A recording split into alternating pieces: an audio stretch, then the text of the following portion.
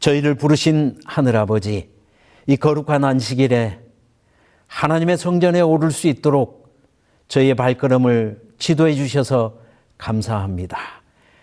이제 머리 숙여 기도하며 하나님의 임재를 구할 때 거룩한 영이시여 이곳에 함께 하셔서 저희가 하늘에 이르는 경험을 하게 하시고 하늘의 능력을 덧입을 수 있도록 축복해 주시옵소서. 이 예배를 가능케 하시는 예수 그리스도의 이름으로 기도하옵나이다. 교동문 776장 그리스도의 고난과 희생. 그가 찔림은 우리의 허물 때문이요 그가 상함은 우리의 죄악 때문이라. 그가 징계를 받음으로 우리는 평화를 누리고 그가 채찍에 맞음으로 우리는 나음을 받았도다. 우리는 다 양 같아서 그릇 행하여 각기 제 길로 갔거늘 여호와께서는 우리 모두의 죄악을 그에게 담당시키셨도다. 그가 곤욕을 당하여 괴로울 때에도 그의 입을 열지 아니하였으며 마치 도수장으로 끌려가는 어린 양과 털 깎는 자 앞에서 잠잠한 양같이 그의 입을 열지 아니하였도다. 그는 곤욕과 신문을 당하고 끌려갔으나 그 세대 중에 누가 생각하기를 그가 살아있는 자들의 땅에서 끊어짐은 마땅히 형벌받을 내 백성의 허물 때문이라 하였으리요. 그는 강포를 행하지 아니하였고 그의 입에 거짓이 없었으나 그의 무덤이 악인들과 함께 있었으며 그가 죽은 후에 부자와 함께 있었도다. 여호와께서 그에게 상함을 받게 하시기를 원하사 질고를 당하게 하셨은즉 그의 영혼을 속건제물로 드리기에 이르면 그가 씨를 보게 되며 그의 날은 길 것이요 또 그의 손으로 여호와께서 기뻐하시는 뜻을 성취하리로다.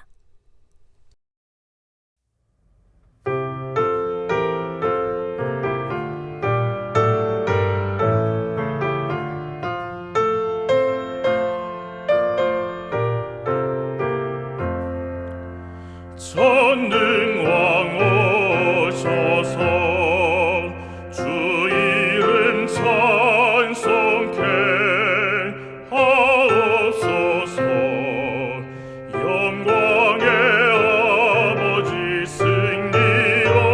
승리하셔서 우리를 다스려 주옵소서.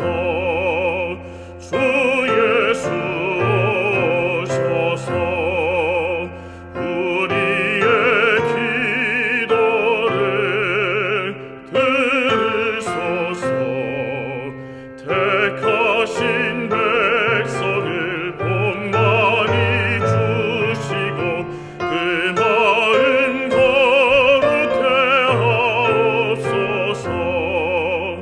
보혜사 오셔서 내 맘에 큰 증거 주옵소서. 능하신 힘으로 다스려 주시고 우리를 떠나지 마옵소서. 성삼위일체께 한없는 찬송을 드립니다. 존엄한 영광을 보게 해주시고 영원히 사랑케 하옵소서.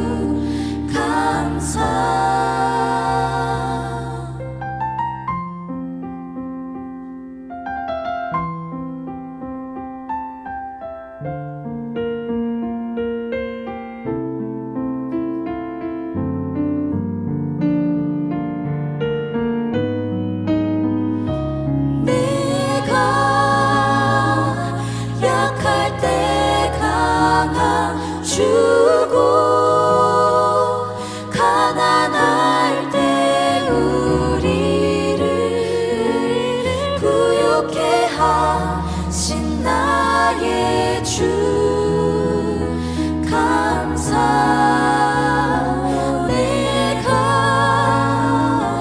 약할 때 강함주고 가난할 때 우리를 부욕해 하신 나의 주 감사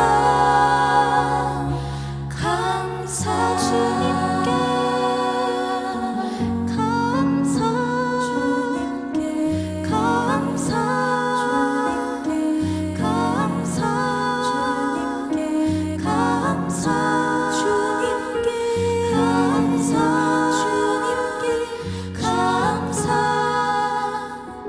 주님께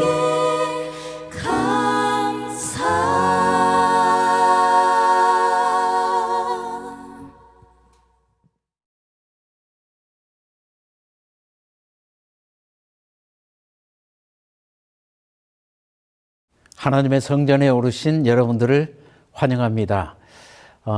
요한계시록 강해 설교를 이어가고 있습니다. 오늘은 11번째 시간으로 일곱 나팔에 대해서 말씀을 펼치겠습니다. 먼저 본문의 말씀 요한계시록 8장 1절의 이하의 말씀을 제가 읽겠습니다. 일곱째 인을 떼실 때에 하늘이 반 시간쯤 고요하더니 내가 보매 하나님 앞에 일곱 천사가 있어 일곱 나팔을 받았더라. 또 다른 천사가 와서 제단 곁에 서서 금향로를 가지고 많은 향을 받았으니 이는 모든 성도의 기도와 합하여 보좌 앞 금제단에 드리고자 함이라. 향연이 성도의 기도와 함께 천사의 손으로부터 하나님 앞으로 올라가는지라. 천사가 향로를 가지고 제단에 불을 담아다가 땅에 쏟음에 우레와 음성과 번개와 지진이 나더라. 일곱 나팔을 가진 일곱 천사가 나팔 불기를 준비하더라. 일곱 나팔 서론에 관한 말씀을 읽었습니다. 조금은 길지만 중요한 말씀입니다. 여러분 반복적으로 읽어주시면 좋겠습니다. 저는 먼저 일곱 나팔을 펼치기 전에 나팔의 성경적인 의미에 대해서 함께 살펴보고자 합니다. 특별히 구약 성경에는 나팔을 부는 장면이 많이 등장하고 있습니다. 그중에서 민수기 10장은 나팔을 부는 일에 대해서 하나님께서 이스라엘에게 구체적으로 알려주셨고 명령하신 내용이 기록되어 있습니다. 이 민수기 10장에 나팔을 살펴보시면 요한계시록에 기록되어 있는 나팔이 얼마나 중요한가, 그리고 그 의미가 무엇인가 하는 것을 우리는 알게 될 것입니다. 또 민수기 10장 8절 이하의 말씀을 제가 읽겠습니다. 그 나팔은 아론의 자손인 제사장들이 불지니 이는 너희 대대의 영원한 율례니라. 또 너희 땅에서 너희가 자기를 압박하는 대적을 치러 나갈 때에는 나팔을 크게 불지니 그리하면 너희 하나님 여호와가 너희를 기억하고 너희를 너희의 대적에게서 구원하시리라. 10절입니다. 또 너희의 희락의 날과 너희가 정한 절기와 초하루에는 번제물을 드리고 화목제물을 드리며 나팔을 불라.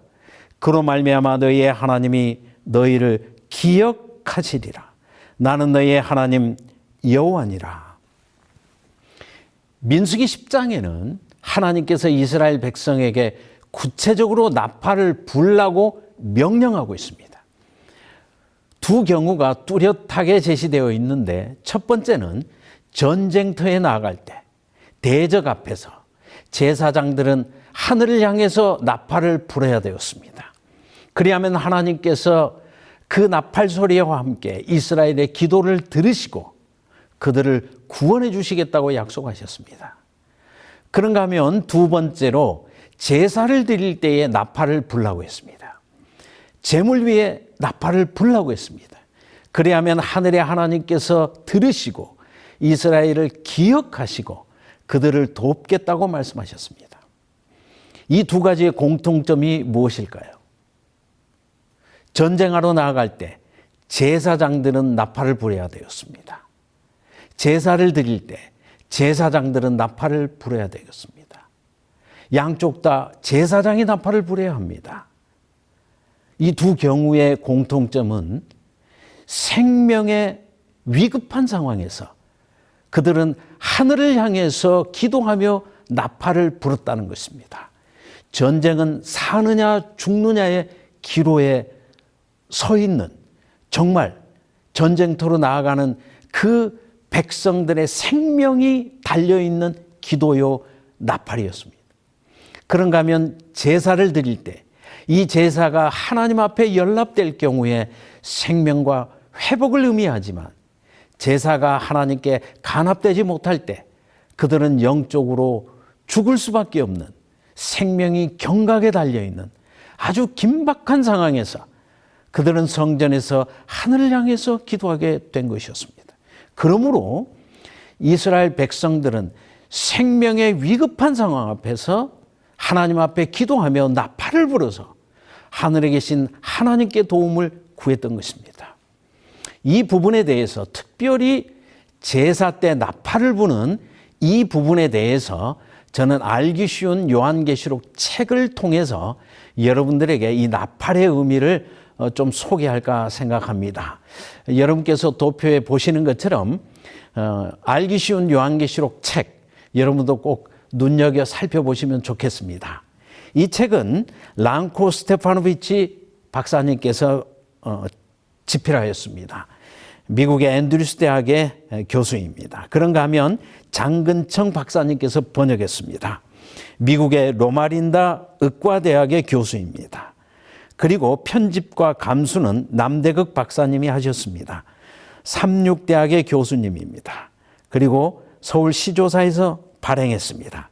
이 책에 보면 이 책 149쪽 이하에 이 나팔에 대해서 자세하게 설명하고 있습니다. 특별히 이스라엘이 매일 드리는 제사, 즉 상번제를 드릴 때 이 나팔의 의미에 대해서 자세하게 알려주고 있습니다.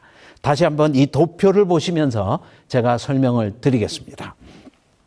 이스라엘 백성들은 매일 드리는 제사에 제물을 드려서 제사하게 되었습니다. 그러므로 첫 번째 그들은 제물을 번제단 위에 드렸습니다. 그리고 두 번째로 희생 제물의 피가 제단 밑에 쏟아졌습니다. 피의 제사가 맞춰지게 되는 것이죠. 그리하면 세 번째, 제사장은 분향하는 절차에 들어가게 되었습니다. 이때 제사장은 향로에 번제단에서 불을 취하고 숯을 취해서 예비된 향을 담아서 성소 첫째 칸으로 그 향로를 가지고 들어가서 분향하는 제사를 시작하게 되었습니다. 그때 성전의 모든 제사드리러 올라온 백성들은 조용한 가운데서 제사장의 움직임, 특별히 성소 안에 들어간 제사장의 움직임을 주시하면서 오늘 이스라엘의 각지에서 드려지는 기도가 성전을 향해서 솔로몬이 기도했던 것처럼 이스라엘 백성들이 혹 흩어져 기도할지라도 이 예루살렘 성전을 향해서 기도할 때 하늘의 하나님께서는 있는 곳에서 들으시고 그 기도에 응답하시겠다는 그 솔로몬의 기도처럼 이스라엘 백성들은 매일 이 성전을 향해서 기도했습니다. 이스라엘의 모든 기도가 이 분향하는 제사장의 그 어깨 위에, 제사장의 그 분향하는 봉사 위에 다 모이게 되었습니다. 그러므로 이스라엘의 모든 백성들은 이 분향하는 제사장에게 집중하고 숨죽이면서 오늘의 제사가 연락되기를 기도하게 되었습니다. 그때 성전은 적막감이 흐르게 되었습니다. 그리고 제사장이 분향을 마치게 되면 제사장은 성소에서 나와서 성소와 번제단 사이에 그 장소에서 오늘의 분향이 원만히 마쳤음을 의미하는 그 향로를 제사장은 바닥 위에 던지는 일을 하게 되었습니다. 그리고 제사장은 백성들을 향해서 손을 들어 축복하게 되었습니다. 그러할 때 분향이 다 마쳐지게 되면 나팔 가진 7 제사장이 도열에서 일렬로 서서 나팔을 불어서 하늘을 향하여 오늘의 제사가 연락되었음과 오늘의 제사에 하나님께서 응답해 주실 것과 그리고 성전에서 드려지는 제사가 이제 성전 뜰을 지나서 이스라엘의 모든 곳에서 응답되어질 것을 알리게 되었습니다. 그러므로 7 나팔은 성전에서 드려지는 제사의 절정 부분에 불려지는 그 나팔을 의미하게 되었습니다. 또 요한계시록 8장 3절의 말씀 다시 한번 읽어보겠습니다. 제가 첫 번째 읽었던 오늘의 본문의 말씀 중에 그 핵심 부분을 다시 한번 읽겠습니다. 요한계시록 8장 3절 이하 말씀에 또 다른 천사가 와서 그 제단 곁에 서서 금 향로를 가지고 많은 향을 받았으니 이는 모든 성도의 기도와 합하여 보좌 앞 금 제단에 드리고자 함이라. 7 나팔의 서론 부분에 가장 중심 부분에 나팔이 불려지기 바로 직전에 그 제단, 여기서 제단은 번제단입니다. 그 제단이라는 말, 한국말에는 그라는 말이 없지만 원어나 영어 성경은 다 그라는 말이 있습니다. 즉 정관사가 붙어 있다는 말은 앞에 나왔던 그 제단 그 말입니다.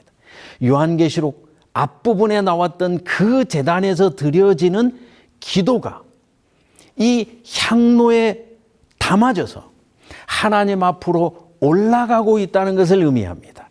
그러므로 7 나팔의 가장 중심 부분에는 하나님의 백성이 드리는 번제단에서 순교자들이 드리는 그 하늘을 향한 기도가 이제 향로에 담겨져서 하늘 성소로 들어가게 되고 하늘 성소에서 중보자의 손에 의해서 이 땅에서 드려지는 기도가 하나님 앞에 상달되어진다는 것을 보여주고 있습니다. 그러면 요한계시록 앞부분에 드려지는 기도가 어디에 나오는가? 요한계시록 6장 9절의 말씀을 또 제가 읽겠습니다.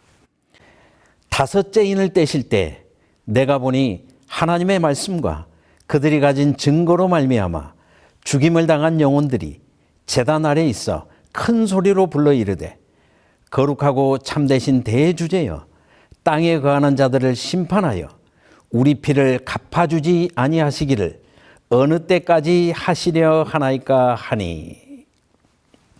여기 그 제단이라고 했을 때 그 제단은 요한계시록 8장 3절 앞에 나오는 그 제단은 6장 9절 이하의 이 제단을 이야기하는 것입니다. 5째 인을 뗄 때 제단 아래 순교자들이 하늘을 향해서 기도했습니다. 우리를 핍박하는 땅에 거하는 자들을 구원해 달라고 기도했습니다.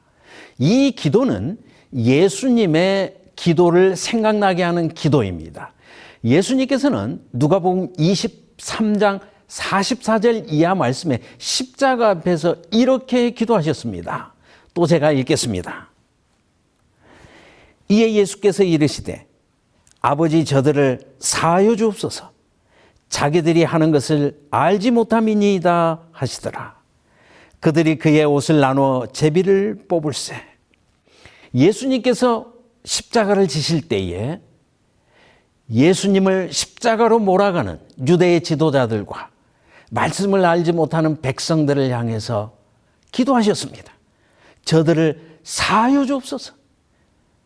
저들이 하는 일을 알지 못함이니이다. 그런데 예수 그리스도를 믿음으로 자기 십자가를 지고 순교자의 길을 걸어가고 있는 영혼들이 5째 인을 뗄 때 이 제단 아래에서 하늘을 향해서 똑같은 기도를 했습니다. 우리 피를 신원하여 주십시오. 우리를 핍박하는 자들도 복음을 깨닫고 우리를 핍박하는 것이 아니라 그들도 구원의 길로 나아갈 수 있도록 우리 피를 신원하여 달라고 기도하며 그들은 순교하게 되었습니다. 그런데 이 순교자들의 하늘을 향해서 드리는 이 기도가 하나님 앞에 마치 향처럼 상달되고 있는 모습이 7 나팔에 기록되어 있습니다.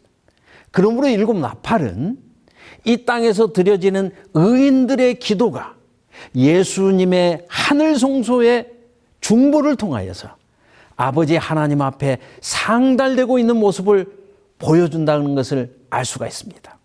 이 내용은 구약의 이스라엘 백성들이 매일 아침과 저녁으로 제사 드릴 때, 상번제 때 반복적으로 일어났던 분향하는 봉사를 통하여 우리들에게 알려져 있습니다. 그러므로 우리는 7인과 7 나팔을 통하여서 의인들이 기도하는 기도가 구체적으로 하늘 성소에서 어떻게 중보되고 있는가 하는 것을 알게 되는 것입니다.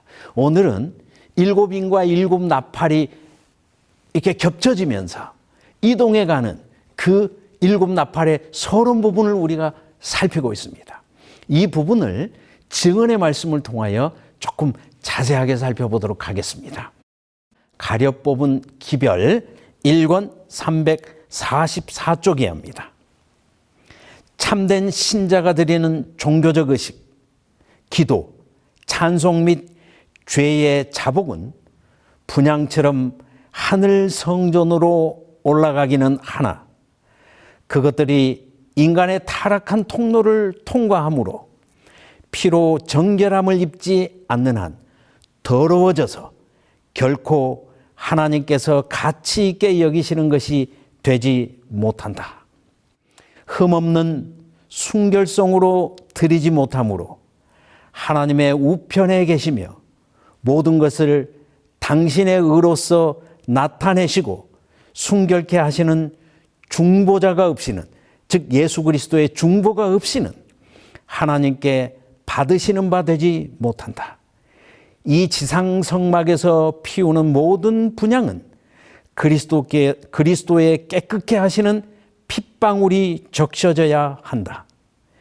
주님께서는 이 향로 안에 성도의 기도와 찬송과 자복을 모아 담으시며 이 가운데 당신의 흠없는 의를 담으신다. 그렇게 할 때 그리스도의 화목제물의 공로로서 향기를 풍기며 하나님 앞에 분향할 때 전체적으로 완전히 받으시는 바 된다. 또한 그때의 은혜로운 응답이 내리게 된다. 여러분, 이 증언의 말씀을 여러 번 읽어보시기를 바랍니다.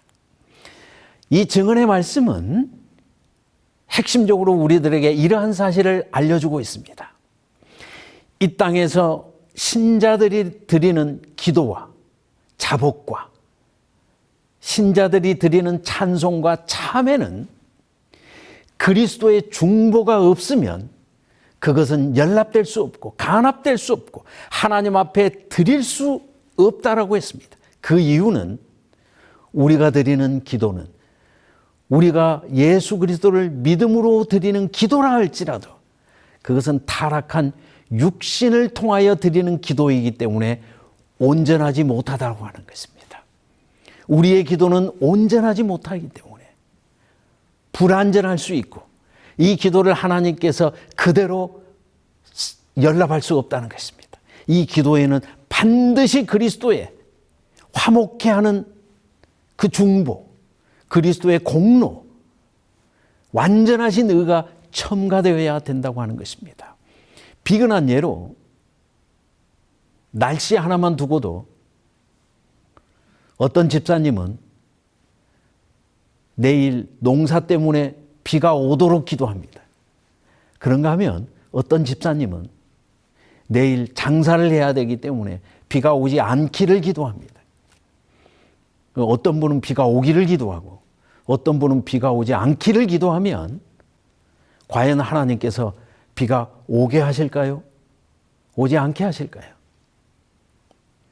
이 땅에 얼마 정도의 비가 필요한지 그 완전한 것은 그리스도 한 분 외에 아무도 알 수도 없고 사실 요구할 수도 없는 것입니다. 그러므로 그리스도의 십자가는 의인을 구원할 뿐만 아니라 악인도 구원해야 되는 것입니다. 십자가는 모두의 십자가입니다. 의인도 하나님의 백성이고 지금 하나님을 알지 못하는 이방인도 하나님의 백성입니다. 하나님은 의인도 구원해야 되지만 그 기도의 대상인 악인도 구원해야 되는 것입니다. 그러므로 의인의 기도라 할지라도 완전할 수 없고 완전한 기도의 응답은 예수 그리스도의 완전한 의가 첨가될 때만 그 기도가 응답될 수 있다는 것입니다. 일곱 나팔의 서로는 이 땅에서 드려지는 모든 기도는 이 땅에서 드려지는 순교자들의 부르짖음은 그 응답이 오기 위해서 예수 그리스도의 의가 첨부돼야 되고 그 예수님의 사역을 일곱 나팔의 서로는 보여주고 있습니다.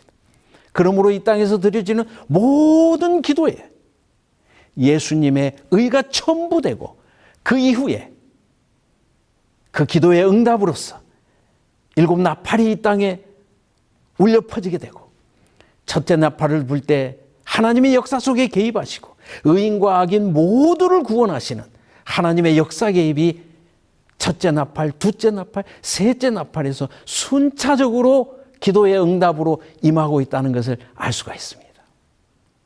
이 땅에서 의인들의 삶이 사실은 온전한 삶이 못 되는 것입니다.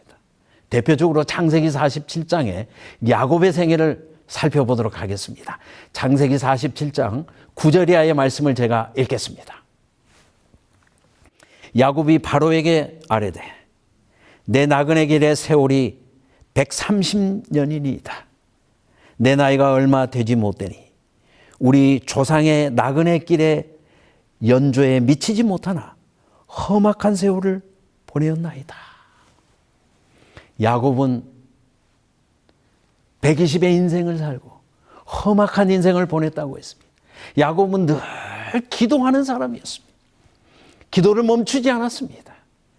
야곱은 한 번도 믿음에서 떠나지 않았습니다.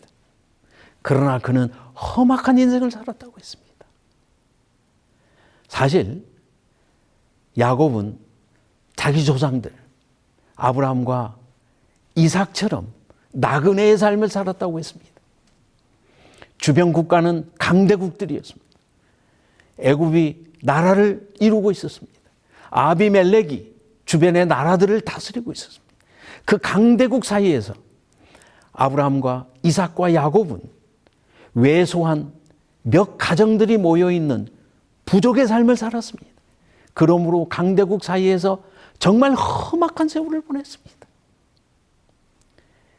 기도했지만 그들의 기도는 온전하지 못했습니다. 사실 하나님께서는 아브라함을 통해서 이삭을 통해서 야곱을 통해서 그들의 가문뿐만 아니라 주변 사람들도 구원하기를 원하셨습니다. 그러나 육신의 연약함으로 말미암아 그들은 강대국 앞에서 온전한 기도보다는 연약한 기도를 드릴 때가 많았습니다. 바로 앞에서 거짓으로 아내를 속이는 아브라함의 심령을 생각해 보십시오. 연약한 기도를 드릴 수밖에 없었습니다. 그의 아내를 누이라고 사실은 속일 수밖에 없는, 그리고 간절하게 기도할 수밖에 없는, 인간의 기도는 연약하고 불완전한 것입니다. 발람이 기도하고 곁길로 갔습니다. 또 기도하고 곁길로 갔습니다. 또 기도하고 곁길로 갔습니다. 발람이 수없이 기도했지만 연약한 모습으로 기도할 수밖에 없었습니다. 결국 발람은 잃어버린 바 될 수밖에 없었습니다. 삼손이 기도하는 사람이었지만, 기도했지만 또 이방 여인을 찾아가고, 기도하지만 또 이방 여인을 찾아갈 수밖에 없는 연약에 쌓인 인간이었습니다. 그럴지라도 하나님께서 삼손의 마지막 기도를 들어주셨고 그가 살아있을 때 행한 믿음의 결과보다 그가 죽을 때 행한 그의 믿음의 열매가 많았다고 성경은 기록하고 있습니다. 인간의 기도는 이기적이고 연약할 수 있습니다. 그럴지라도 하늘에 계신 예수님께서 인간이 드려지는 모든 기도를 그의 향로에 담으실 뿐만 아니라 자신의 의로운 향을 첨가하셔서 이 땅에 온전한 것으로 응답해 주시는 것입니다. 그러므로 일곱 나팔은 이 땅에서 드려지는 의인들의 기도가 하늘로 상달된다는 것을 보여주고 있고, 이것에 대한 하나님의 응답이 완전한 것으로 역사 속에 이루어지고 있다는 것을 보여주고 있습니다. 누가복음 22장 31절 이하에 연약한 베드로를 도우시는 예수님의 모습이 기록되어 있습니다. 제가 또 읽겠습니다. 시몬아 시몬아, 보라 사탄이 너희를 밀 까부르듯 하려고 요구하였으나 그러나 내가 너를 위하여 너의 믿음이 떨어지지 않기를 기도하였노니 너는 돌이킨 후에 너의 형제를 굳게 하라.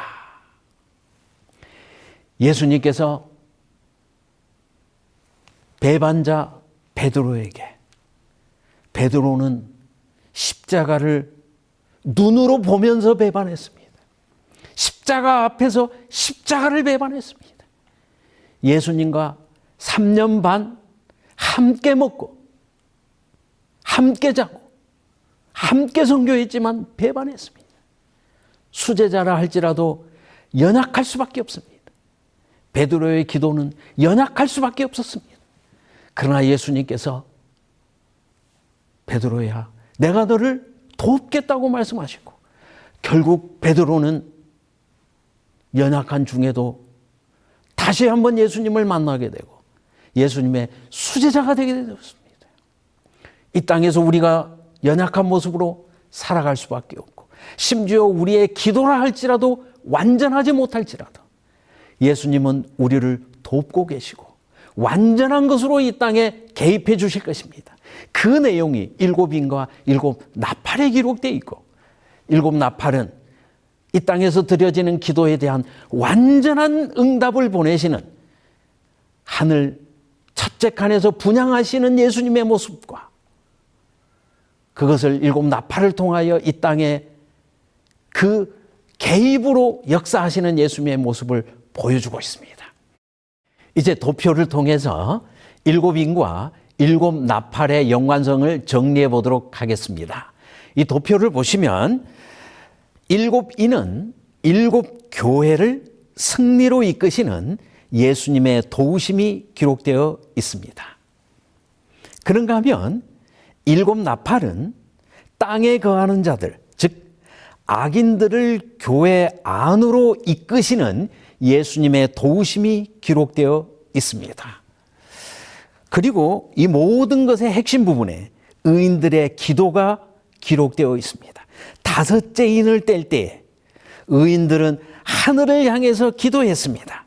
땅에 거하는 자들을 신원해 달라고 기록했습니다. 그들도 구원해 달라고 기도했습니다.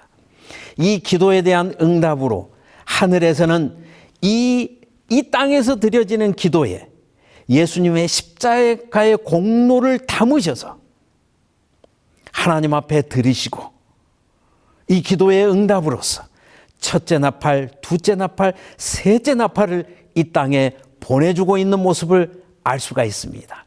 그러므로 이 땅에서 의인들의 기도를 통해서 하나님께서 의인과 악인 모두를 구원하기 위해서 역사 속에 개입하시는 하나님의 입체적인 돌보심이 일곱인과 일곱 나팔에 기록되어 있고, 그것의 핵심 부분에 다섯째 인을 뗄 때의 순교자들의 모습과 하늘 성소에서 기도에 중보하시는 예수님의 모습이 일곱 나팔 서론에 기록되어 있는 것입니다.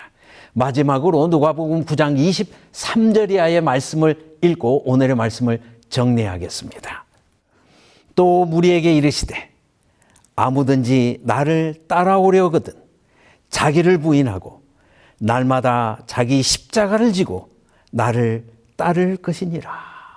예수님께서 내가 십자가를 지고 모든 것을 이루는 것처럼 우리에게도 자기 십자가를 지고 예수님의 뒤를 따르라고 말씀하셨습니다. 때때로 우리는 연약한 기도를 할 수밖에 없고 하나님의 완전한 뜻을 알지 못함으로 불완전한 기도를 드릴 수밖에 없지만 우리를 위해서 중보하시는 예수님께서 우리의 연약한 기도에 당신의 완전한 기도를 첨가하시고 완전한 의를 첨가하셔서 우리의 기도를 완전케 하시고 기도하는 우리뿐만 아니라 우리를 핍박하는 악인까지라도 구원하실 수 있는 예수님의 돌보심이 지금 하늘에서 이루어지고 있다는 사실을 우리는 기억하고 연약한 인생이지만 늘 깨어서 기도하고 우리를 핍박하는 주변 사람들이지만 그들의 구원을 위해서 오히려 기도하고 예수님께서 이 땅에 직접적으로 개입해 주실 것을 날마다 기도하시기를 바랍니다. 자기 십자가를 지고 예수님을 따르는 자들에게 오늘도 살아계신 예수님께서 하늘 성소에서 우리 기도를 온전히 들으시고 당신의 공로를 의지해서 우리의 기도가 완전히 역사할 수 있도록 돕고 계십니다. 오늘 이 안식일에 우리의 기도가 하늘에 상달되고 예수님을 통하여 온전한 모습으로 우리와 우리 주변에 역사하기를 간절히 바랍니다. 하나님의 도우심이 온전한 것으로 역사하고 있음을 여전히 감사합니다. 하나님, 우리에게 도움을 주심을 감사하고 우리가 잠시 후에 예수님을 뵙기를 원합니다. 우리를 이 안식일에도 하늘로 인도하시고 돌보아 주시기를 간절히 기원합니다. 말씀 앞에 믿음을 의합하는 모든 분들을 하나님이 축복하실 것입니다. 감사합니다.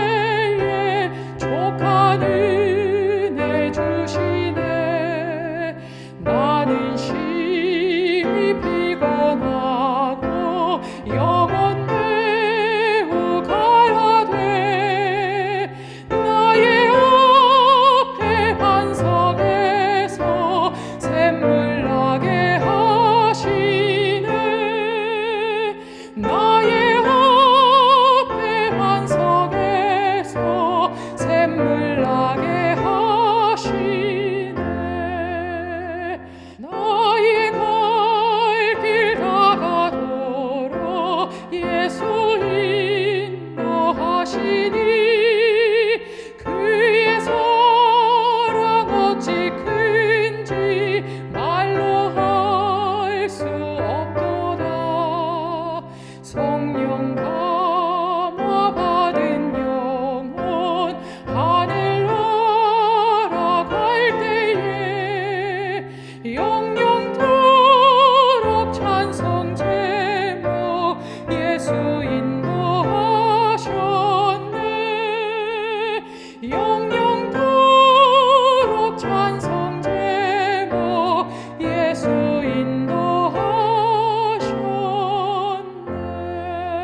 인도하셨네